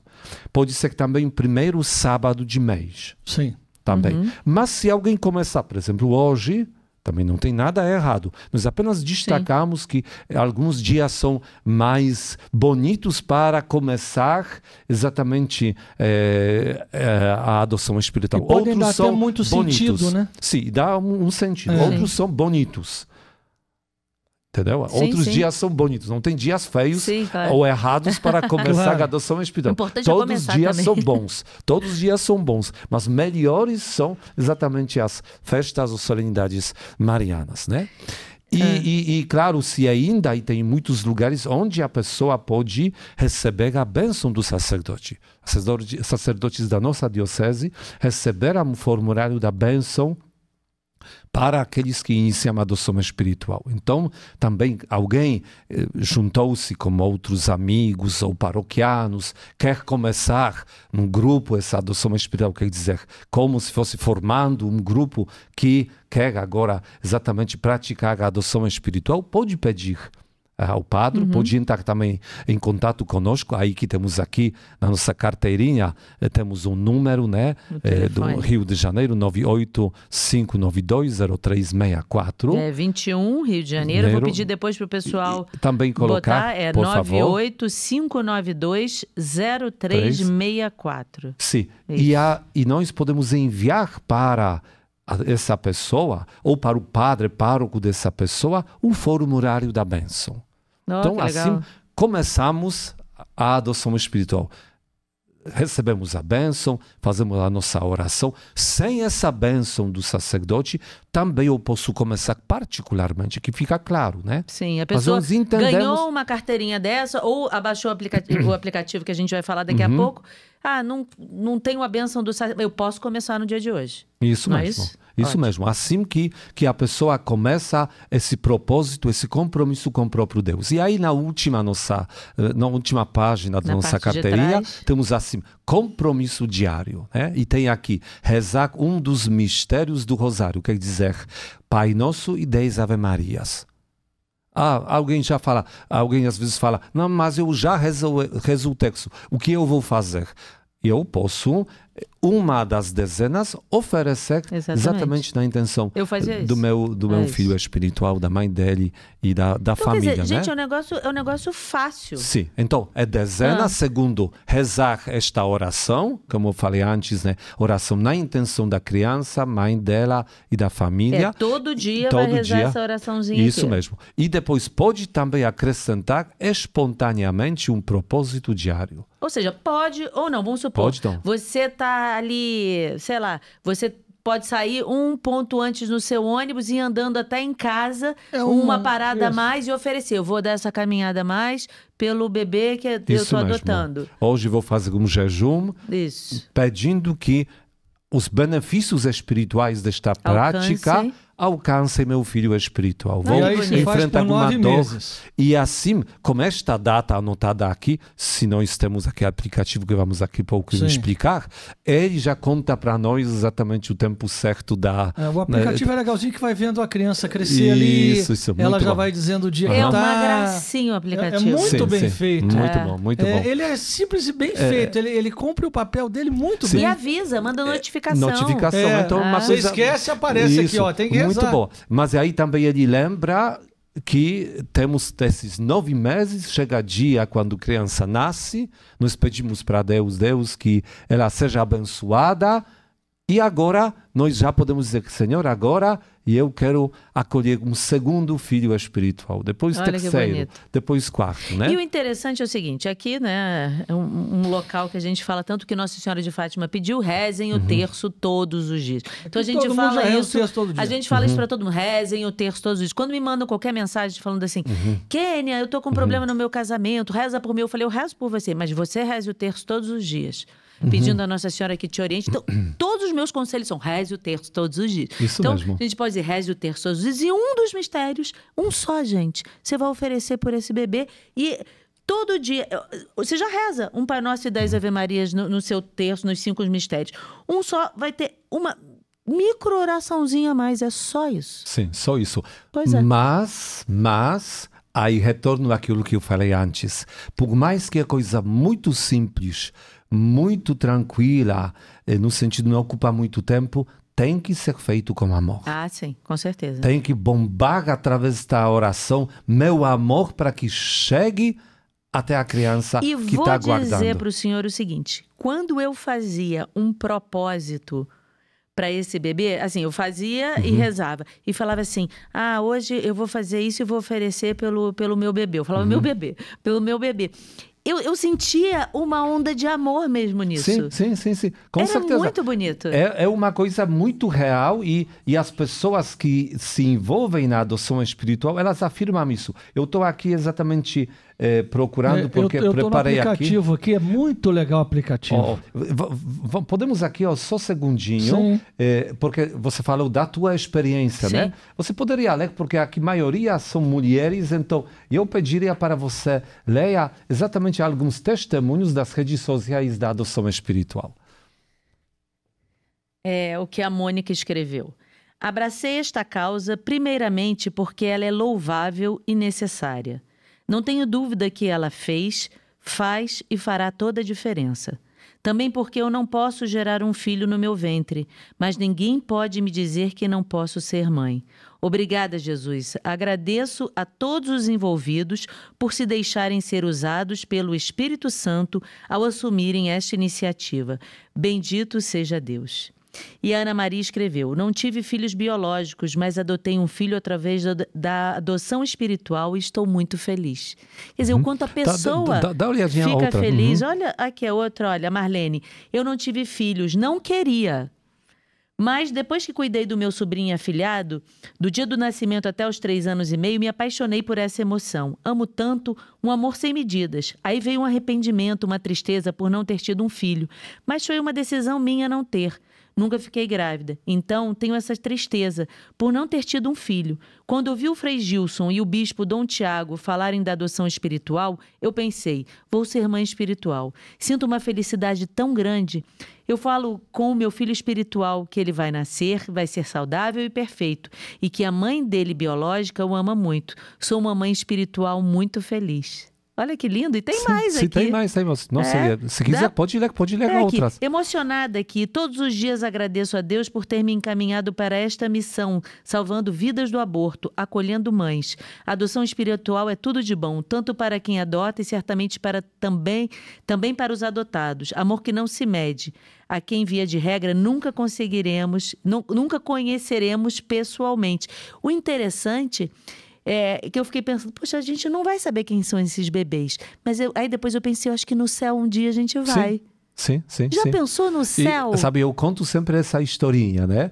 E eu até sei como que isso vai acontecer. Eu sempre conto assim, né? Eu já sei. Então, eu já sei. Eu quero saber. Sim, pode eventualmente olhar depois outros, mas aí eu vou contar. Eu já até sei como vai acontecer. Você chegando lá para o céu, vai andar feliz, olhando tudo lá no céu, e de repente alguém chega assim, bate no seu ombro, né? Você vira assim, quem é, né? E aqui a pessoa se apresenta, não, eu sou João, ou sou Maria, né? E eu gostaria de falar alguma coisa contigo. Oh, graças à sua oração, eu nasci. Eu fui exatamente seu filho espiritual. Você cuidou de mim, como sua oração, cuidou da minha mãe, da minha família durante 9 meses. E graças à sua oração, eu nasci. Olha que lindo. O que vocês vão dizer para ele? Me dizem, o que vocês vão dizer? Nossa, eu abraçava, ficava feliz da vida, falava, meu filho. E depois tudo que a pessoa foi também na vida, né? Agora, a partir de nascer. Mas a história não terminou. Você abraçaria, você falaria, não sei, para ele, tu expressaria sua felicidade. Ele falou, peraí, meus filhos, venham aqui. Agradecem a ele. Olha, porque se não fosse ele, vocês não nasceriam. Então, vai lá, agradecem a ele. Cada um vai chegar. O que vai dizer para os filhos desse homem, dessa mulher? O que você vai falar? Uma alegria. Abraçar uma família inteira. Ok. E eles vão dizer, peraí. Venham netos. Agradecem a ele. Agora venham bisnetos. Agradecem a ele. Agora vem tataras-netos. Agradecem a ele. Gente, olha quanta gente. Tá falando de uma pessoa. Tirando uma vida, impedindo uma vida, a gente impede o nascimento de uma geração.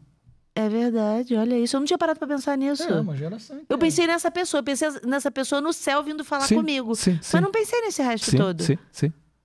Meu Deus. Então a obra é muito grande, muito linda. Não sei se tem alguma coisa ainda. Tem uma aqui, olha, é anônimo. Essa adoção espiritual foi muito importante para mim. Infelizmente, no passado, já fiz um aborto. E mesmo depois de tanto tempo, já arrependida, mesmo após confissão, várias, até eu compreender e aceitar a infinita misericórdia de Deus, ficam sequelas no coração, na vida, na alma. Quero interceder sempre. Esse trabalho é lindo. Isso é impressionante, né? E tem outra mãe dizendo aqui, ó, sou mãe espiritual.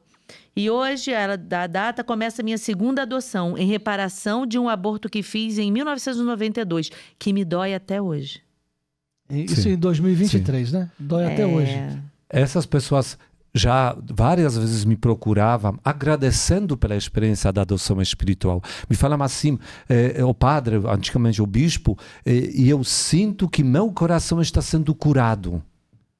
Exatamente nessa adoção, nessa experiência de amor dado a um filho que eu nem conheço. E eu sei que eu estou defendendo uma vida concreta, porque a vida concreta que estava em mim, do meu filho, eu tirei.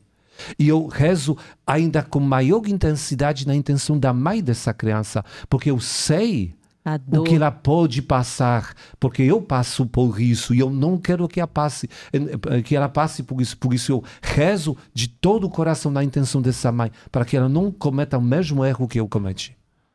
Olha, o senhor já imaginou quando o senhor chegar no céu? Aí eu espero que vai ser uma festa. A turma vai dizer, olha ali, ele que fez a campanha ali, chamou todo mundo. Papai, vovô, bisavô, trisavô, olha lá. Então imaginamos uma festa. Tiago, que não teve filhos na terra, com aquela geração de filhos enormes. Então, muita alegria, com certeza. É muita alegria. Com certeza. Esperamos ansiosamente este momento, né? Vai chegar muita gente lá. E não vai parar de chegar gente. Sim. Gente, isso é tão bonito.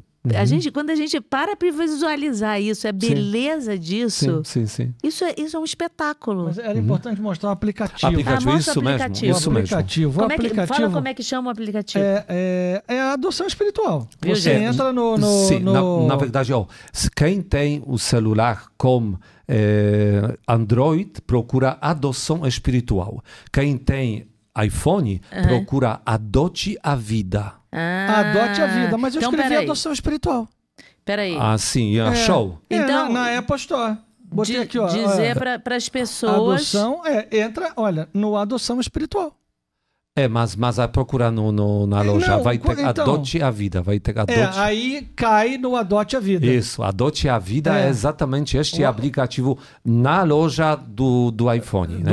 Do iPhone, ok? Aí Adote a Vida. Ou seja, eu vou pedir depois para os meninos gerarem os caracteres dizendo que para iOS, Adote a Vida, no app, né? Adote a Vida, e para quem é Android, Adoção Espiritual. Sim. E é muito legal. Agora é mais fácil ainda para conhecer os aplicativos, também nossas redes sociais e tudo mais, procurar um portal chamado Adoção Espiritual Rio. Adoção sem tio e sem cedilha. Adoção Espiritual Rio. Gente, isso é muito bonitinho, porque acho que eu tenho uma película que não dá para o pessoal ver muito, mas começa lá com o bebê e ali o embriãozinho que você não está vendo nada. E conforme você vai rezando, o bebê vai crescendo. Sim. É e muito bonito, né? Que é, por exemplo, dê uma olhadinha na mensagem que hoje esse seu filho espiritual te mandou. Era aí. Lá embaixo. Aqui estou, eu existo na forma de uma célula. Eu quero te agradecer. Obrigado por querer me acompanhar durante os 9 meses que passarei sob o coração de minha mãe. Por favor, persevere em oração. Isso me ajudará para que eu cresça muito mais rápido e você se tornará minha mãe ou pai espiritual para sempre. Para sempre. Sim. Para sempre. Olha que bonito isso. Sim. Você, depois daqueles 9 meses, você vai para ser sempre. Porque por mais que não vai exercer mais essa maternidade de uma maneira física... Mas gestou durante 9 meses. Mas gestou durante 9 meses, então, em certa maneira, participou no nascimento, na chegada desta vida. E não é história do vigário. Eu já participei disso e eu já senti isso. Isso não é história, não estamos aqui contando lorota para você numa hora dessa. E você vai realmente ter essa união com essa criança. Essas mensagens, claro, elas são mensagens simbólicas, né? Porque elas ou aqui, por exemplo, eu tenho a mensagem da criança, 15ª semana, né? Qual é a mensagem que hoje manda a criança, né? Uau, meu eletrocardiograma já se parece com de uma pessoa adulta. Olha que legal. Com 15 semanas de vida. O senhor que bolou esse aplicativo, não? Não, ele é preparado por uma fundação na Polônia. Sim. E nós a Adoção Espiritual entrou em contato com eles, propondo que podemos fazer a tradução para o português. Que maravilha. Eles aceitaram, mandaram para nós textos em polonês, e aí foram traduzidos para o português, mandamos e eles colocaram exatamente na loja dos aplicativos. Então foi essa nossa história. Muito legal. E aqui temos, se vamos aqui apertar, não sei se alguém pode... Não sei se não vai consegue. Entendi. Então, o que temos nesse aplicativo, né? Ele nos lembra do horário que nós marcamos para fazer a oração, né? Isso. Sim. Além disso, temos aquela oração que nós falamos aqui, rezar todos os dias, né? Depois, nós temos a meditação de terço. Né? Eu posso escolher algum mistério e fazer uma meditação de terço com os mistérios, com meditações preparadas aqui, né? Tem aquela mensagem que cada dia a criança manda para nós, né? Tem ultrassonografia que também acompanha o momento de desenvolvimento. Adorei. E ainda ultrassonografia. E ainda o que temos? O batimento cardíaco. Batimento cardíaco de criança naquele momento que é 15ª semana. O coração da criança bate assim. É tirado também da Gente, eu que ultrassonografia. sou uma pessoa imaginativa, eu imaginava o bebê. E olha que eu fiz pela carteirinha, eu não fiz pelo aplicativo. Eu imaginava tudo isso, eu imaginava o bebê recebendo todo aquele meu amor pelo cordão umbilical. Eu imaginava tanta coisa. Eu falava, essa criança está sendo batizada pelo Espírito Santo agora. Eu ia rezando pedindo essas coisas todas, porque Você tem ideia bonito. de quantos aplicativos já foram baixados no Brasil ou não? Aí já milhares. Já? Graças a Deus. Então, Graças a Deus. Muita gente já abraçou essa causa aí. E qual ainda é o benefício desse aplicativo? Porque eu incentivaria, porque vale a pena. É porque exatamente cada dia, recebendo essa simbólica mensagem do nosso filha espiritual, nós recebemos exatamente também uma informação sobre o desenvolvimento do ser humano. Acompanhando hoje, como você leu, eu sou apenas uma célula, né? E começa depois toda essa história para chegar, por exemplo, mensagem, né? 15ª semana. Hoje já sou como adulto. 15ª semana. Ou seja, isso vai dando uma formação também, né? Isso, que naquele momento, 15ª semana, os órgãos já estão todos formados. Agora eles só vão amadurecendo. Mas o ser humano já está formado, né? Se fala 12ª semana como se fosse nada. Eu trouxe também outro presente para vocês. Porque 12ª semana... Alguém chamado Joãozinho. Joãozinho, olha. Ai, que gente, lindo. olha aqui, ó. É um bebê tamanho real. Tamanho real de... 12ª semana. Gente, é esse bebê que estão querendo tirar do ventre das mulheres. Exatamente esse aqui. Todo formado, todos os dedinhos do pé, todos os dedinhos da mão. Tudo, o nariz, olho, orelha, tudo. 100% formado. Então, exatamente, a DPF 442 está julgando para ser abortado um bebê até a 12ª semana. Sim. Olha aqui, gente. Sim. Se uma pessoa disser que isso aqui não é um bebê, é o quê? Se uma pessoa diz que isso aqui não é um bebê, é o quê, então? Eu não sei. Nem eu. Não sei. Pois não é, sei. gente. É um absurdo, olha. É difícil até conversar a respeito, né, disso, porque é uma coisa tão óbvia, mas para muitas pessoas não é. Mas eu acredito que não se trata de ciência, porque isso já foi debatido e se já compreende que não tem como dizer que neste estágio de desenvolvimento não seria o ser humano. Mas aí que se começa a atribuir algumas coisas, ainda não determina. Se trata de ideologia e não de isso. Ciência. Exatamente. A gente fez um podcast com o deputado Márcio Galberto e ele falou exatamente isso. Ninguém ali está tratando de biologia, de ciência, está tratando de ideologia. Quem defende isso está indo do campo ideológico. Por isso, um argumento forte sempre é uma conscientização. Vamos olhar o que a biologia está dizendo. Vamos olhar pelo lado biológico. Porque às vezes tem argumentos no nível tipo uma criança em desenvolvimento, ela é parte do corpo da mulher, por isso mulher pode fazer com seu corpo o que ela quiser. É verdade que mulher pode fazer o que quiser com seu corpo, só que o corpo da criança não é esse é outro corpo. Exatamente. É outro corpo. Não tem nenhuma célula nesta criança que seria igual às células da mãe. Ela tem características Sim, mas dela. É uma mistura que gerou um novo ser. Exatamente, mas um ser totalmente distinto, dependente do corpo da mulher. Sim, a natureza, a biologia fez coisas assim. Porém, é um ser totalmente dependente. Não é igual cabelo, unha que você corta, faz o que você quiser. Eu quero fazer plástica, quero botar silicone. Então, ok, o meu corpo é meu, eu faço o que eu quiser. Agora, ali não é exatamente um apêndice, como um braço, como nada disso. É um ser que está se desenvolvendo dentro do seu ventre. Isso mesmo. Mas é outro indivíduo. Assim, eu sei que a turma da medicina está careca de saber disso mais do que a gente, né? Mas queria pedir a todos os profissionais de saúde que possam se recusar a fazer um aborto. Porque não vai haver um aborto se o médico não for lá fazer um aborto.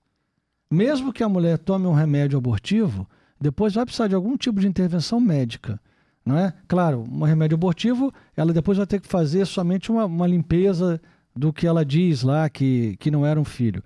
Mas a gente pede muito aos médicos, não façam aborto. você faz um juramento, e querem até mudar o juramento, né? Para não dar remédio abortivo a mulheres. Então você faz querendo tirar um isso do juramento. que você não vai dar remédio abortivo às mulheres e vai fazer um aborto. Coisas típicas de ideologia. Alguém sai não da realidade para ordenar ela de uma maneira lógica. Ao contrário, alguém começa com uma ideologia e quer manipular a realidade para que ela se dobre aquilo que alguém inventou. Exatamente. É simples. É simples. Aqui nós estamos assim perante essa onda que infelizmente existe no mundo, né? Eu tenho também aqui acesso, às vezes olho, né, a quantidade de abortos que aconteceram, por exemplo, neste ano. Se vamos olhar... Mas você tem isso online? Tem. Os dados alimentados pelo OMS. O site se chama worldmatters.info. E nós temos lá, entre outras coisas, também quantidade de aborto que Mas já esses são os abortos oficiais. Oficiais. Fora os que não são. Oficiais. Que devem ser 10 vezes mais. Quantos? Dá uma olhadinha desse ano, dê uma olhadinha. Esse é o 33 milhões? Isso no mundo? Não, No mundo. ele tá mexendo, ele tá Mas isso- atualizando. Sim. 33 milhões 748 mil 455, 56, 57, 58, 59, 60. Sim. Mas isso é de quando para quando? Não entendi. Este ano, 2023. Nesse ano. 2023. Caramba. Eu já fiz um cálculo. Ó. Vamos fazer uma pausa de 10 segundos.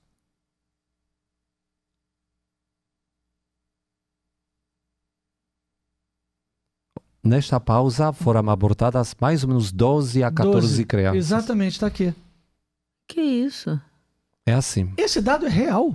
É real. Que loucura. É OMS. Aí são dados oficiais da OMS. 33 milhões 748 mil 510 e não para de subir. Não. Essa história de aborto é tão Jesus. diabólica que teve uma mulher que estava nos Estados Unidos e aí começaram a proibir as manifestações de pessoas nas portas das clínicas com um terço na mão, com alguma placa, não ao aborto, rezando por você, desista. Começaram a proibir isso. Aí a mulher foi e ficou sem terço, sem nada. Ela parou em frente à clínica de aborto e ficou parada, de olho fechado. Aí olhava. Aí chegou um policial e falou: o que a senhora está fazendo aqui? A senhora está rezando? Tô, mas silenciosamente, não estou falando nada. Prenderam ela. O senhor soube desse caso? Já ouvi falar. Prenderam ela ficou presa. Agora, depois de não sei quanto tempo, foi que eles julgaram lá que não poderiam fazer nada, que ela estava livre de qualquer acusação, porque ela não estava manifestando nada. Ou seja, ela estava no pensamento e no coração dela rezando. Mas ficou presa. Ficou presa. Pronto. Teve que responder, teve uma confusão danada, teve que chamar advogado, teve que não sei o que lá. Olha isso, o absurdo que o negócio chega. Infelizmente. Mas são coisas, de novo, da ideologia. Ideologia não tem nada a ver com liberdade. Sim. Não tem nada a ver com a pessoa escolher o que se coloca perante ela com toda clareza. É sempre envolvimento de uma mentira. É sempre uma história no qual se fala meia-verdades para alcançar os objetivos que se quer. E cada ideologia tem isso. Também essa que apoia exatamente o aborto como até ultimamente, imaginamos, o direito humano.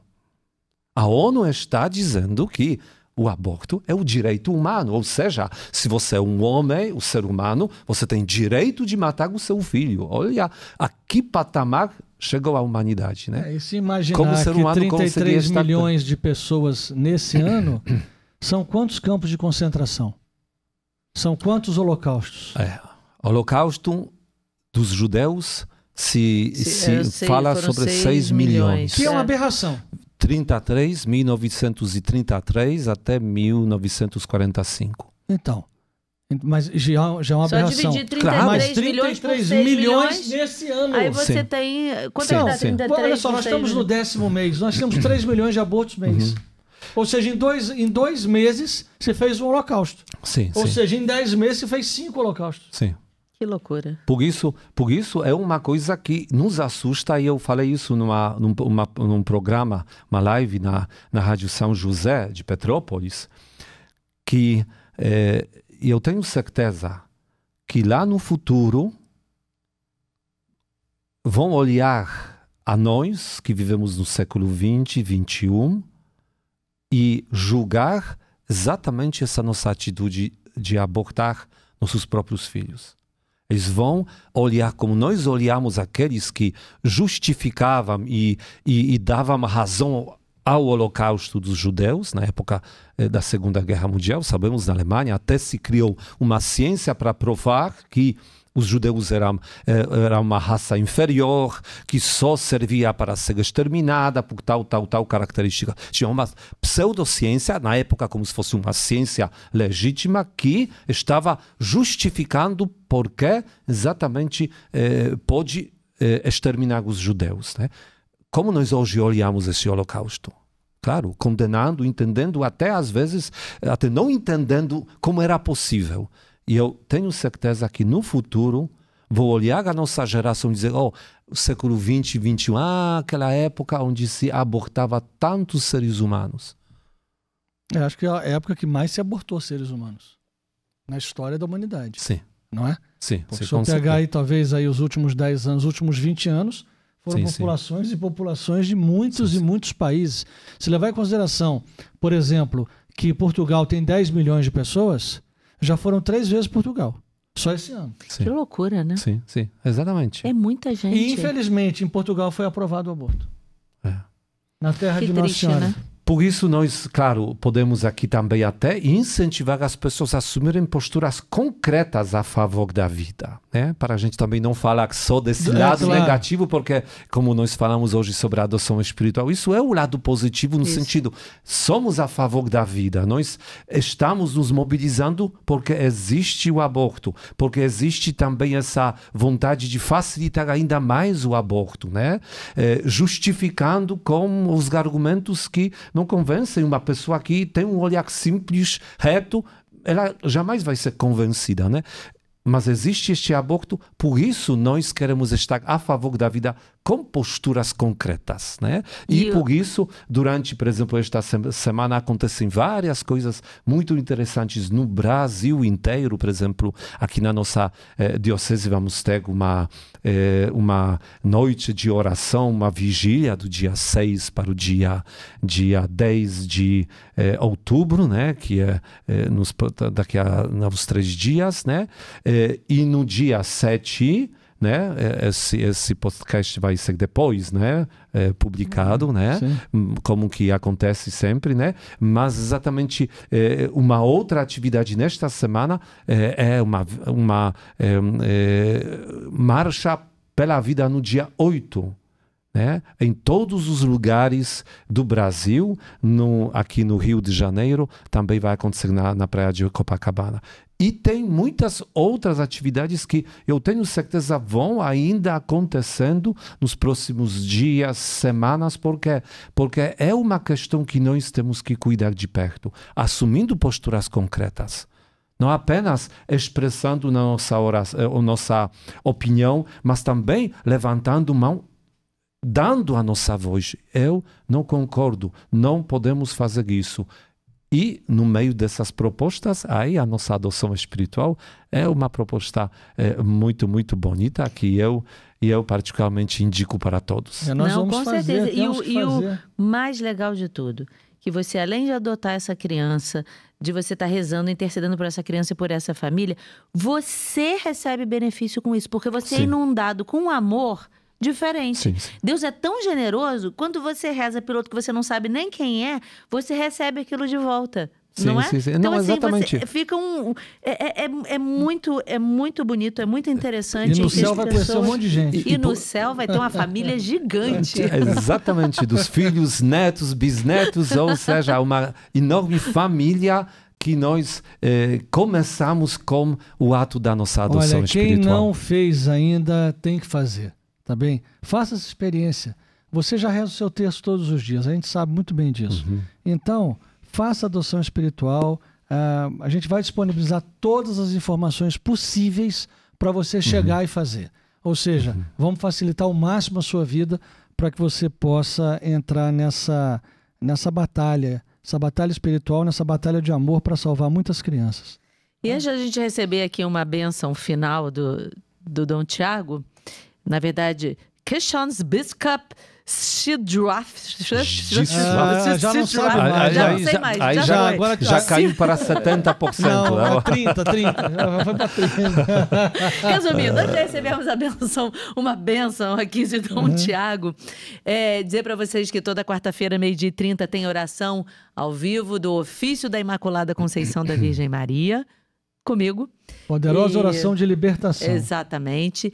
Dizer também... a loja Ânima.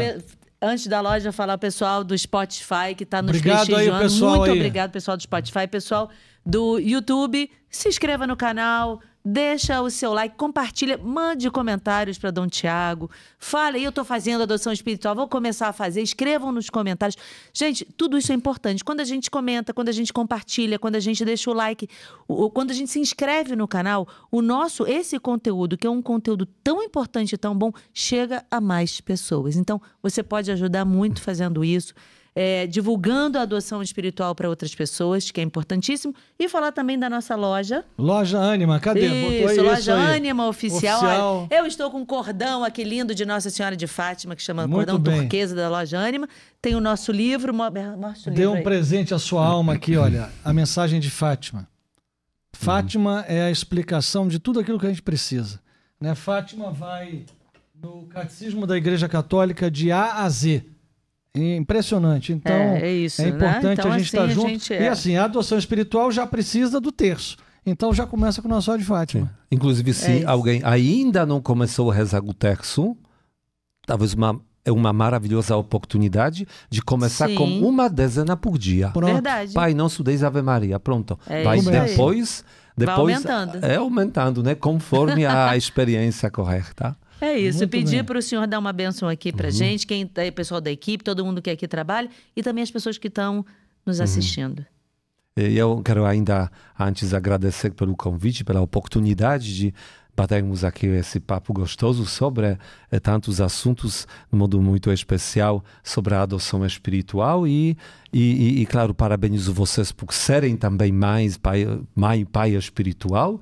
E, obviamente, convido também todos que hoje não estão nos aqui assistindo para que possam experimentar também um dia essa maravilhosa experiência da adoção espiritual. Abracem esse propósito, vocês vão ficar felizes como tantas pessoas que exatamente já são mães e pais espirituais. Então, agora, terminando, peço a bênção de Deus para vocês, também por todos que vão nos assistir.